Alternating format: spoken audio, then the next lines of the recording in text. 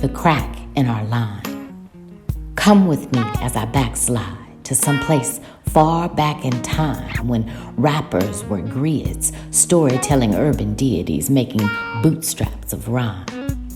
Welcome to the other side.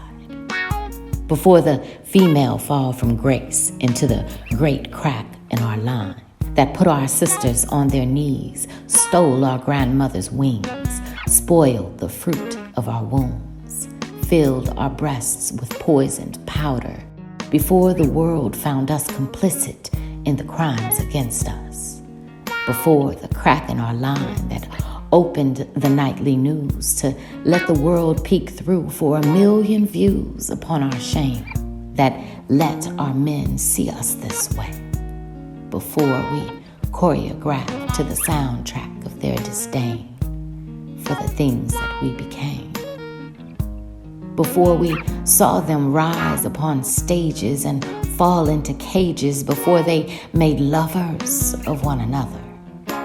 Slide your mind back even further when pussy was not a punk but power.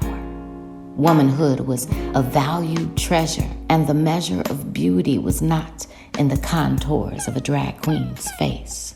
Gracefully we cross at the ankles, never taking calls after midnight from men who are not our lovers, understanding something does not come from nothing.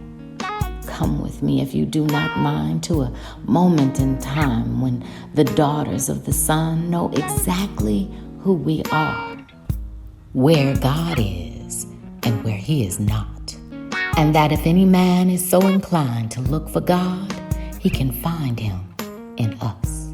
With the power to loose a demon with our fingertips, there is no need to fall as prey to pimps and tricks, silenced not by consensus, but because we exist in the golden place where truth is revealed to us. Here, we are loved by our family for bringing them to life and keeping them alive.